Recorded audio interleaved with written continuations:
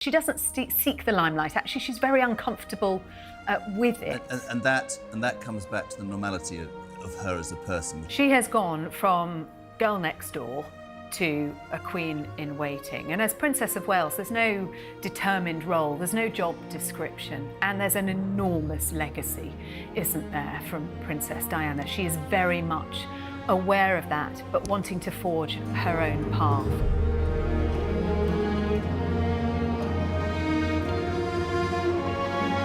Long ago that Weighty Katie was the nickname for the Princess of Wales, but nowadays you're more likely to hear her described as a queen in waiting. I asked our royal editor Sarah Hewson what kind of queen she thinks Kate will be. Well, I suppose it all depends when that moment comes, and she will certainly be hoping that there is still a long time before they take that next step. It's already been a significant shift from the Duchess of Cambridge to the Princess of Wales. We are seeing them take on even more of a high-profile role supporting the King. And I think when we saw her at the coronation, she already looked like she was ready for the role. She could not have looked more regal. And she will continue with her work. There have been questions about whether or not William and Kate and their popularity and their kind of stardust, I guess, overshadows the King and Queen, who are in their 70s and perhaps less photogenic, don't sell so many newspapers. And look, in the days of Charles and Diana, that was certainly an issue. Charles felt overshadowed by Diana, and it was a problem for them. But he has found his place, his role, his moment. And I don't think there's any danger of them threatening to overshadow them. She knows her place. She doesn't seek the limelight. Actually, she's very uncomfortable with it. And that comes back to the normality of her as a person, which I think resonates, as I said. But I think he, now he's king, is all about legacy and continuing the monarchy. And that is the point. I mean, some people have described her as Iron Kate. I think she's flourished into the most extraordinary asset for the royal family. Would you agree? Iron Kate, I suppose, in that she has perhaps a real backbone, a steel behind her, effectively to have weathered many storms, not least lately with Harry and Meghan. And no matter what has been thrown, we don't know. We've had no response. She has never, ever responded or acknowledged any of it, quietly holding things together back at home. It can't have been easy in Kensington Palace and now Adelaide Cottage at times, because this will have been very, very difficult indeed for William. But her job is to hold that family together. Royal insiders are concerned that Charles may find himself eclipsed by his daughter-in-law. And it's not the first time Kate's stolen the spotlight. Prince Harry wrote about this in his book Spare, and she's been rated the most popular royal multiple times. So is the King living in the shadow of his daughter-in-law? Yes, in some ways, of course he is, because she is so popular, but I actually think it will benefit him that some of her stardust will sprinkle on him, and that's why he is keeping her so close. I think it's very clear that that's the policy. When you see constantly the four of them are being pushed, you know, as in William, Kate, the King and the Queen, you know, that's the royal family now. Princess Catherine is, and William, the Prince and Princess of Wales, are the future of the royal family. So they are going to attract more attention. People are going to be more drawn to them than they are the King and the Queen. But the royal family have presented themselves as this foursome, right? So, and Princess Catherine is the most glamorous of those four quite boring people. Exactly. And as Isabel said, she sells newspapers. She gets clicks She's online. mesmerising. You know, the pink dress she wore at Chelsea Flower Show sold out within All I really minutes. wanted to see was her. She doesn't sell as many newspapers as Harry and Meghan, I'm afraid. Well, but that is true, though. But that's why the stories about them are always But then it makes them really covered. powerful as you know, four of them, doesn't it? The fact is that actually I think the King and Queen are growing into their role. He obviously loved being at Chelsea. He's a great gardener, and of course, I think it's quite powerful actually to have different generations. As always, as we've seen Kate out on her engagements this week, her outfits generate a lot of conversation and a noticeable shift in style.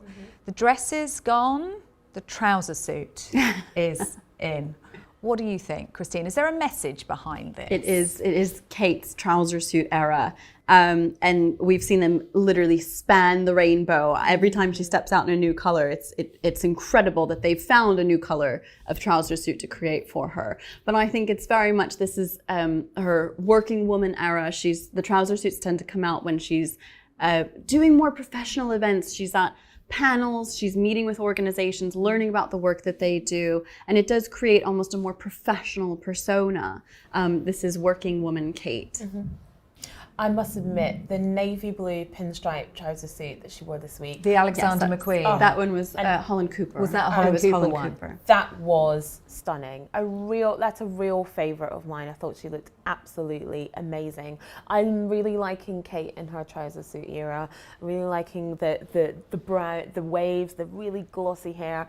I think she looks great. I liked the jumper and the shirt combo that she wore with the grey trousers. She wore that to the Ukrainian support hub. Yeah. Wasn't a big fan of the shoes, but I think Kate in her trouser suit era is a great era. But as we know as well, we've just had Paris Fashion Week, Sarah Britain's last show for Alexander McQueen. So is she going to stick with Alexander McQueen? Are we going to see her branch out to wearing more designers? Maybe this is a shift towards that. As she's going into the trouser suit era, she's also maybe looking at different designers, going for a different look for herself. But whatever's happening, whatever this transition is, it's really working for her. Since marrying into the firm, it appears our Iron Kate ain't doing too badly. She currently sits at a very respectable 4th most popular in a recent YouGov poll on the popularity of the royals, with an impressive 65% approval rating. And despite taking the title of the Princess of Wales, which was, let's be honest, synonymous with the late, great Princess Diana, it seems that many are happy for her to take the role because the shoe just fits, which hasn't always been the case, as seen here in some of Kate's funny gaffes, which, by the way, she seems perfectly able to handle. Oh, and not to mention that she does all that whilst holding patronage of over 20 charitable and military organisations. I think she's fantastic. She has gone from girl next door to a queen in waiting. And as Princess of Wales, there's no determined role, there's no job description, and there's an enormous legacy, isn't there, from Princess Diana. She is very much aware of that, but wanting to forge her own path. And we're seeing her do that with increasing confidence, the issues that she is championing, in particular, the early years, early childhood. This isn't a quick fix that she's looking for. She's not looking for the headlines. She's taking a long approach to this and trying to make fundamental changes to the way society looks at the early years, those formative early years of a child's life. Her other causes, the outdoors, for example, getting people outdoors, all connected to mental health, which she, William and Harry have all championed. She is very much dedicated to those charities and causes, and I think we're only going to see that increase over the years. When you look back at some of her first speeches, she was very nervous, and she herself has admitted recently that she's had to learn to be a royal, and it doesn't come naturally to Kate to stand up and on stage and give a speech. I think that's why it works, though. And because it is authentic.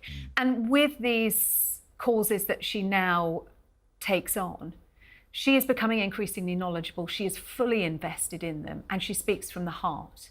And she is very passionate about them. We see that coming through. And I'm a massive fan of this lady. I think she is the future of the British monarchy, and I think that what she manages to do, and has done, is take a normal, they would say, commoner lifestyle and prove herself invaluable to the firm. She was bullied as a child, and you look at some of the work she does now. She had to switch schools. That's been brought into the job she's doing now as Princess of Wales. Jeremy, if we went into William Morris, the Hollywood talent agency, which has just signed up Harry and Meghan, and we said to them, we are casting a film and we want the perfect princess for that film, they would cast somebody almost exactly like Kate Middleton. She looks good, she sounds good, she's highly intelligent, she's very, very motivated, and she didn't, as you've made clear in your introduction, she's not posh and she's not from a privileged background. Her parents have had to struggle. They came back from Jordan. They lived in a quite small house. And she had her difficulties at school until she got to Marlborough College, where she fitted in a lot more. She's terrific because everybody's looking at her and they're ready to find fault, but they find no fault. And remember, the important thing is this. The first time in history, the heir to the throne was allowed to choose his own bride, and he chose well. I think this is really interesting. If I can bring Jenny, and Jenny, thank you so much indeed for joining us tonight. It's interesting. Michael makes a really salient point. It was the first time in British, I think, royal history. We talk about Andrew and Coup Stark. We talk about, you know, Princess Margaret, Group Captain Peter Townsend, the great love story. It wasn't allowed. This was, and it's certainly proven, I think, a masterstroke. And the public, she resonates with them, doesn't she, Jenny? Resonates with them. Oh, she absolutely does. And I think a huge amount of it comes from her childhood. And this is why she's so invested in her projects for early learning and early development. She knows how vital that is for you as you grow up. And she had this wonderful, solid background, these parents that she adored, these hardworking parents, as Michael said, who, when she was just 5, started a business in their kitchen. So she learned to be industrious from that, and she is very dedicated to her job. It's very hard to find fault with her. Why would be? I think she's the real deal. She really is. We are finding out that I think the most iconic portion of the statement released after the Oprah Winfrey interview, recollections may vary. That was a statement that was suggested by a brand new employee of William and Catherine. She'd only been there about 3 weeks, I believe. And there was a big debate about whether or not to keep that sentence within the statement. And it was William and Catherine, but specifically Catherine, that pushed to leave the sentence recollections may vary in the post-Oprah statement. And her opinion was, this is going to go down in history. We have to come down harder. People are going to remember us for this moment. And, you know, I think we're seeing Catherine a little bit in her boss girl era. I think that this is like a good era for her. Yeah, because she was, you're quite right. The statement says, you know, whilst recollections may vary, you know, we're sorry to hear that Harry and Meghan had a terrible time. They remain valued members of we love family. them. They're valued members of the family. And all of this. But it was the whilst recollections may vary, which was the absolutely iconic line, the line that everyone referred to, and it was sort of subtle yet deadly is probably how I would describe that line, because it was brilliantly subtle in saying, well, you know, recollections may vary, but if you looked beyond that you saw them essentially saying, we're not sure we completely believe your version of events. But they were saying it in a very, very subtle and very, very regal way. This is a really interesting story about recollections may vary. That phrase that that says so much. Yes, well, it appears now that the Princess of Wales, i.e. Kate, may have been very keen to ensure that that phrase was put in the statement when it came out, you know, around about all the racist issues and the Oprah interview.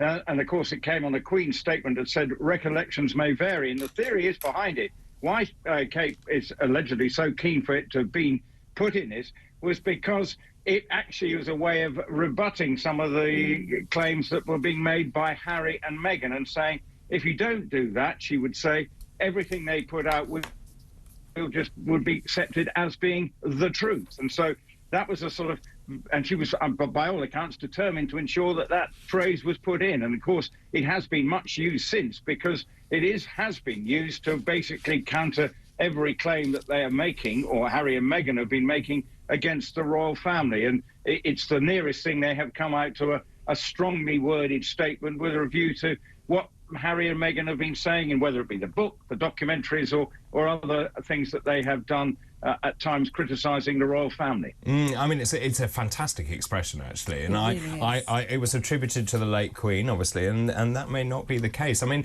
it's a brilliant. I mean, if that was Kate, it's a fantastic commandeering of the English language. It's one that I think it's one that will continue throughout the years. Actually, you can say to your family, recollections may vary. Yeah.